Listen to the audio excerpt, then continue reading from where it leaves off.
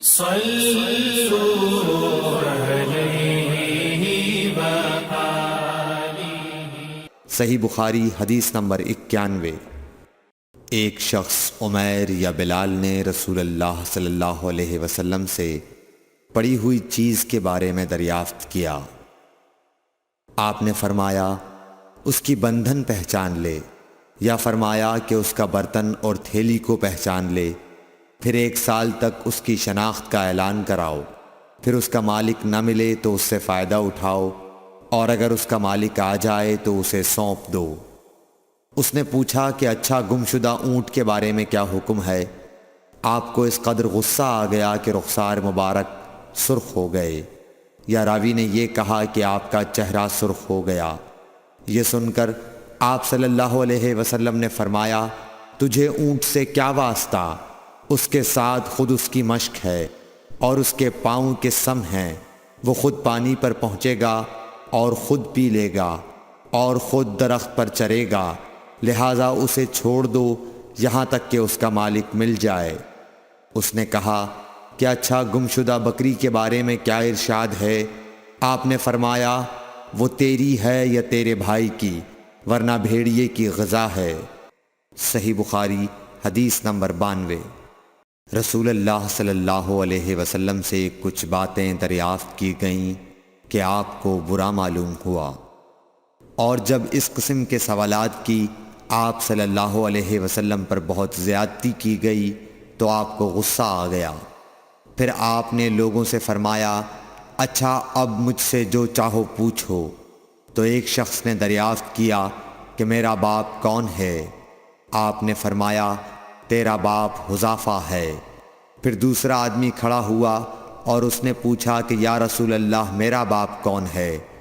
آپ نے فرمایا کہ تیرا باپ سالم شیبہ کا آزاد کردہ غلام ہے۔ آخر حضرت عمر رضی اللہ تعالی عنہ نے آپ کے چہرہ مبارک کا حال دیکھا تو عرض کیا، یا رسول اللہ ہم ان باتوں کے دریافت کرنے سے جو آپ کو ناگوار ہوں اللہ تعالی سے توبہ کرتے ہیں۔ صحیح بخاری حدیث نمبر 93۔ ایک دن رسول اللہ صلی اللہ علیہ وسلم گھر سے نکلے تو عبداللہ بن حذافہ کھڑے ہو کر پوچھنے لگے کہ حضور میرا باپ کون ہے؟ آپ نے فرمایا حذافہ۔ پھر آپ نے بار بار فرمایا کہ مجھ سے پوچھو۔ تو حضرت عمر رضی اللہ عنہ نے دو زانو ہو کر عرض کیا کہ ہم اللہ کے رب ہونے پر، اسلام کے دین ہونے اور محمد صلی اللہ علیہ وسلم کے نبی ہونے پر راضی ہیں، اور یہ جملہ 3 مرتبہ دہرایا۔ پھر یہ سن کر رسول اللہ صلی اللہ علیہ وسلم خاموش ہو گئے۔ صحیح بخاری حدیث نمبر 94۔ نبی اکرم صلی اللہ علیہ وآلہ وسلم جب سلام کرتے تو 3 بار سلام کرتے، اور جب کوئی کلمہ ارشاد فرماتے تو اسے 3 بار دہراتے یہاں تک کہ خوب سمجھ لیا جاتا۔ صحیح بخاری حدیث نمبر 95۔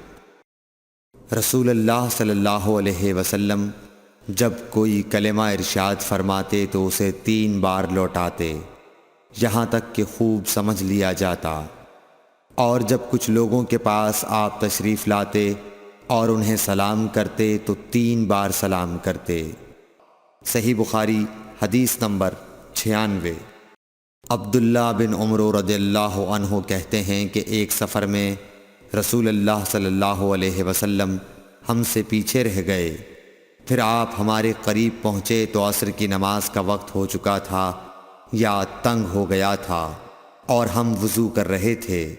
ہم اپنے پیروں پر پانی کا ہاتھ پھیرنے لگے تو آپ نے بلند آواز سے فرمایا کہ آگ کے عذاب سے ان ایڑیوں کی جو خشک رہ جائیں خرابی ہے۔ یہ 2 مرتبہ فرمایا یا 3 مرتبہ۔ صحیح بخاری حدیث نمبر 97۔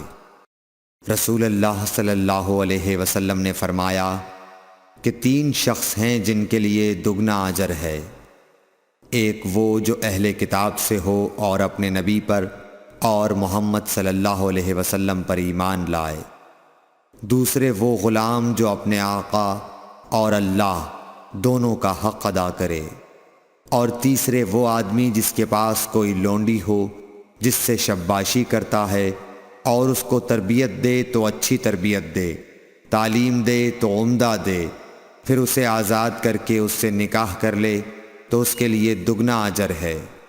صحیح بخاری حدیث نمبر 98۔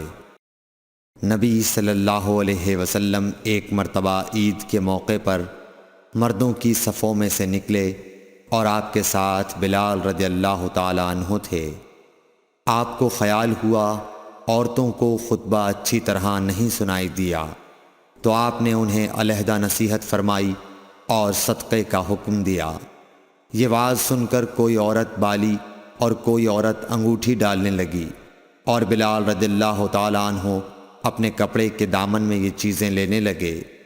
صحیح بخاری حدیث نمبر 99۔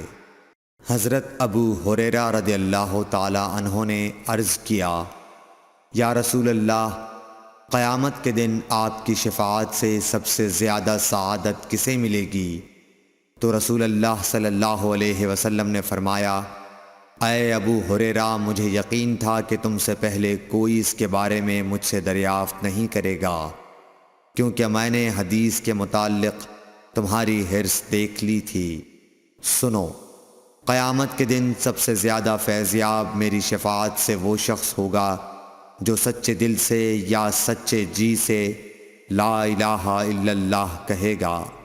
صحیح بخاری حدیث نمبر 100۔ رسول اللہ صلی اللہ علیہ وآلہ وسلم نے فرمایا کہ اللہ علم کو اس طرح نہیں اٹھا لے گا کہ اس کو بندوں سے چھین لے، بلکہ وہ پختہ کار علماء کو موت دے کر علم اٹھائے گا، حتیٰ کہ جب کوئی عالم باقی نہیں رہے گا تو لوگ جاہلوں کو سردار بنا لیں گے، ان سے سوالات کیے جائیں گے اور وہ بغیر علم کے جواب دیں گے، اس لیے خود بھی گمراہ ہوں گے اور لوگوں کو بھی گمراہ کریں گے۔ Thanks for watching. Don't forget to like, comment, share and subscribe to